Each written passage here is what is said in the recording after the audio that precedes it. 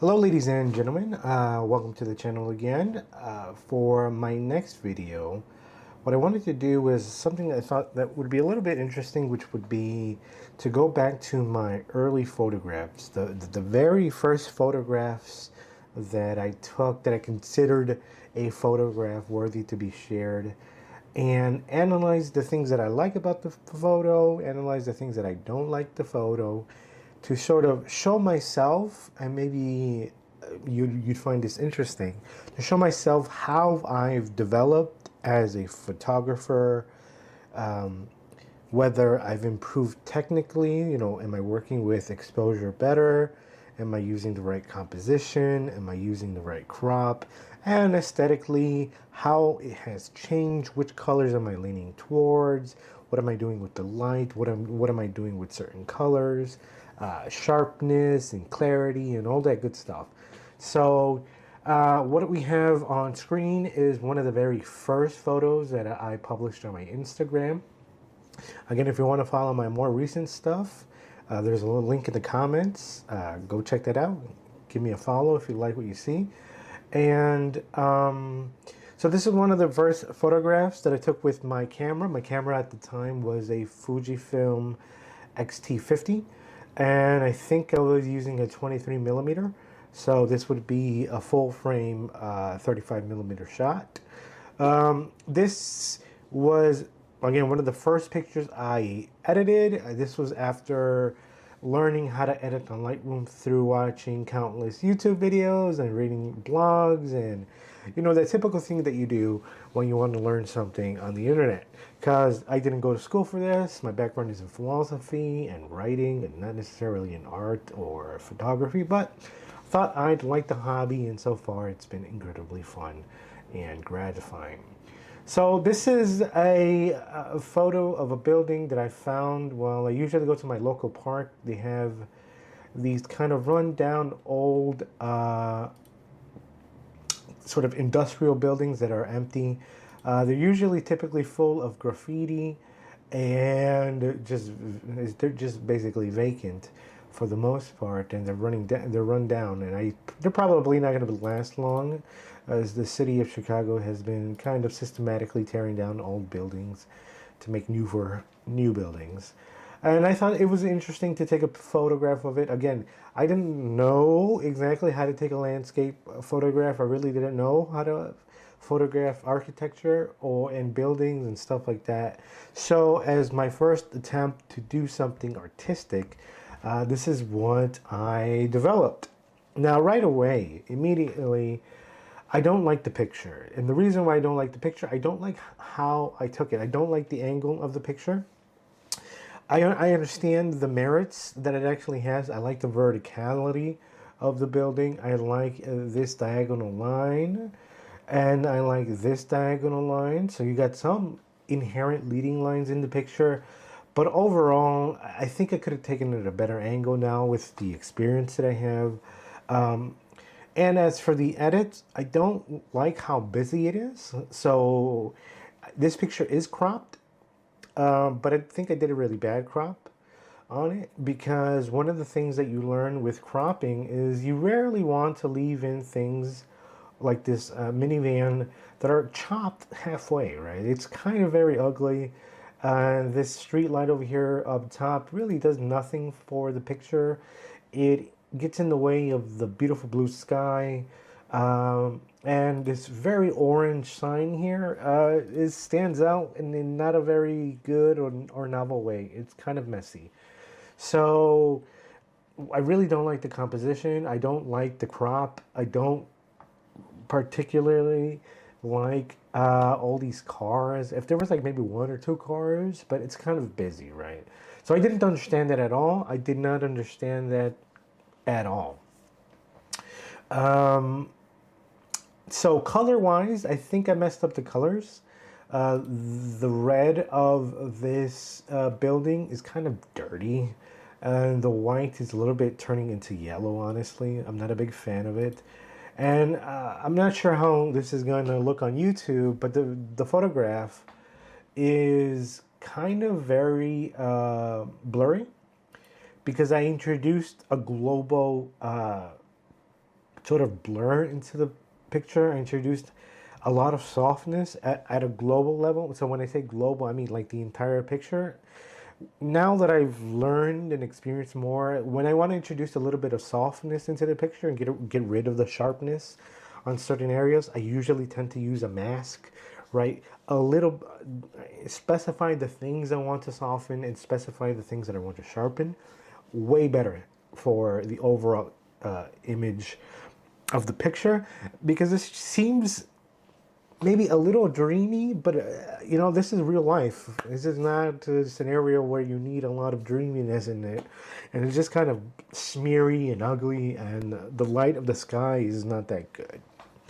So those are some of the issues that I see on this photograph. So again, I would not have posted this photograph immediately because I'm not happy with the composition. I think I could have taken a better picture, a better picture to take it. But if I had to use it, those are definitely some of the things that I would have changed.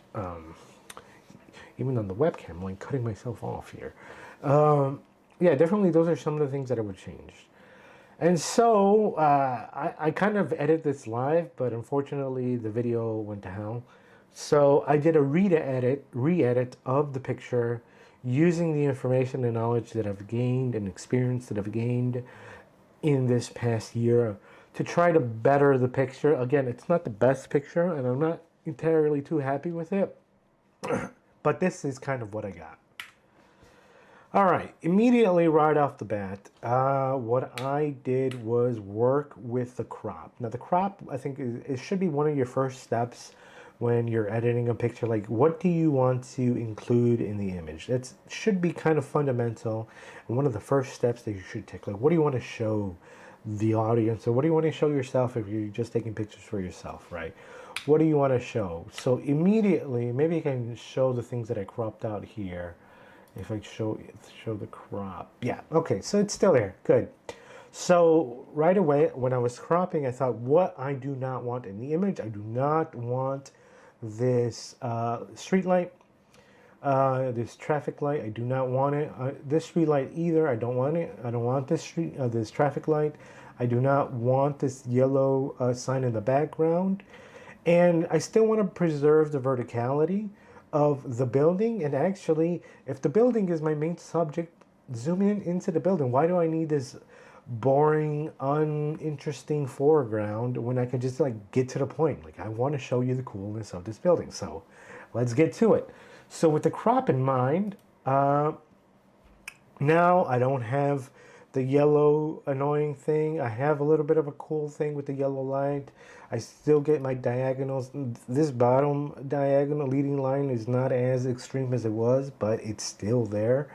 And it's kind of going off into like oblivion, so that's kind of cool. You can see it going into almost infinity. And you see another line here, so I preserved this building and the verticality. But now the building that was what I thought was interesting to take and shoot is now at a greater emphasis. It is the subject of the photo in a way that the prior photo was not. It was just like one thing among the others. Sure, it was the tallest thing, it was the biggest thing, but maybe I was just taking a scenic view of the street, and that was what I wanted to show the audience. When it should be very clear on your photos, what do you want to show the audience? I want to show them this cool building, right? So that's what I did on the editing and the colors. I just upped the exposure a little bit. It's a little dark, especially Fujifilm tends to underexpose the photographs, and I get why. So I added a little bit of exposure. I upped the highlights very little bit. I almost did nothing because the darkness, honestly, it could use a little bit more raising of the shadows, because you really do see some darkness here and some darkness here. But again, I kind of left it because, again, what is the main subject of the photo? It's really not over here, and it's really not over here. And I did put in a mask, a linear mask. Well, I'll show you the masks in a bit, but again, the main focus, the building. So I did a little bit of an S-curve here, like always, just the slightest S-curve, nothing too crazy. The temperature, I did raise it for like maybe 200 degrees. So make it a little bit more yellow, but not too yellow, so that this thing doesn't look like, you know, lemonade yellow. It's still there. I raised the tint a little bit, added a little bit of vibrance to be able to bring out the red in the building. So that's one of the things that I wanted to do. I wanted to bring out how actually red it is in real life. It's very red. So on the red, in the color mixer, so it turned out that if I work on the red, nothing actually happens because it thinks it's orange, so it's in the orange tone. So what I was able to do to make it a little bit more red was go into the hue, shift it toward the reds, up the saturations. I left the luminance alone because I like the luminance. You can really see the detail. It's still dark, but it's still light enough that you can see the detail. On the color grading, I threw a little bit of blue in the shadows. I didn't do much on the highlights because there's not a lot there, and a little bit of red in the mid-tones, just to give it an aesthetic taste and not make it so bland. For the film grain, I put 10 on there. Again, I don't like hyper stylistic photos. I like to give my photos an emphasis on the things that are important. So if there's a color, I'll lean into that specific color. If there's a haze, I will lean into that haze, but I won't artificially introduce haze, or I won't artificially introduce a color that's not there. That's just never been my style. One thing I did talk about in the other video was greens. You really have to be careful with greens in digital photography because a lot of times green looks very ugly. And in my photos, in my early photos, I didn't really consider how ugly the color green is on a digital screen. So you have to be careful. Don't make it super saturated. Don't make it so loud. I usually tone back the saturation on the greens. If it's fall time, wonderful, because you can turn the greens into yellows, and so you'll just get a little bit more of that autumn beautiful orange color. But again, I recommend you be careful. Just be super careful with the greens. Greens are tricky.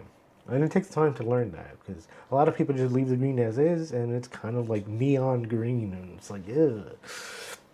I don't like it. So again, I do basic edits. The sharpening, I do sharpening, but I don't do it on Lightroom, the web browser, because I usually edit on my MacBook and I use Lightroom Classic there. But I just did this here to give you guys an idea of what I would do.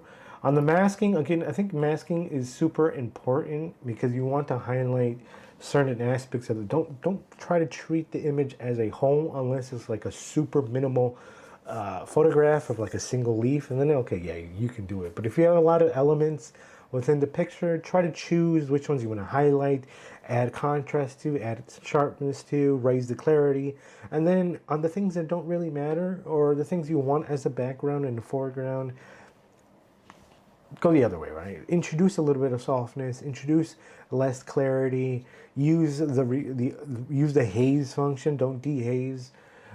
So on the first mask that I have a linear gradient on the bottom because again, I don't care about the bottom. I don't want that to be the most distracting or attention grabbing aspect of the photo. So I drop the exposure there.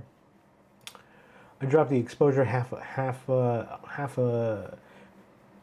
I think that is half a stop. I'm not really sure.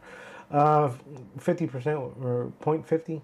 And I did a reversed radial gradient mask, which is great because it creates like a vignette. So again, it's fairly big. So what I did was I think I can, no, I can't. But so what I did was I flipped it, right? I did a radial gradient and then I inverted it and then I knocked down the exposure so that what is ever in the white part of this image, remains a little bit brighter, and the rest of the image is a little bit darker. Again, forcing the eye to look at the image first. And then I got a subject mask, which luckily Lightroom made it super easy for me. I just erased a little bit with the brush at the bottom. Luckily, it got most of it. And what I did, I raised the exposure just a little bit, increased the contrast a little bit, increase the clarity a little bit, increase the sharpness just a little bit, and the texture. Because we're working with brick, so I want that texture to show up to actually look like brick and not just like a solid face. And the last one was a sky mask. I think the only thing that I did with the sky was add a little bit of dehaze just so that I can bring back a little bit of the baby blue, pale blue sky to give a nice little contrast with the redness of the building. And again, I don't like super creative edits. That's not my stylistic edit. That's not my style. I like very natural looking photos, but that are leaning toward what is important in the photos. Or again, if there's a color, let's lean into that color. If there's a certain shape, let's lean into that shape. If there's a certain subject, let's lean into that and emphasize that, because that's the cool thing about the image. So again, so the finished product,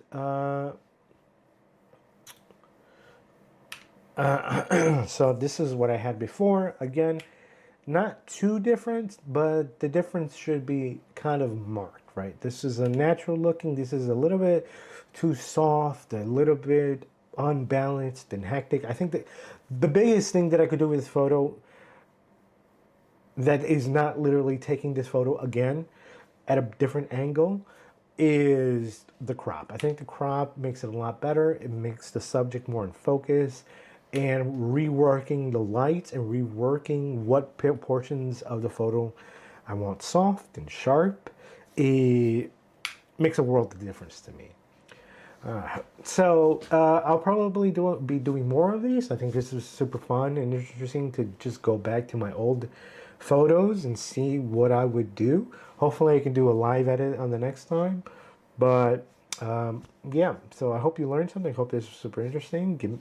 Hit that subscribe button if you'd like. And go ahead and follow me on Instagram to go check out my latest photos.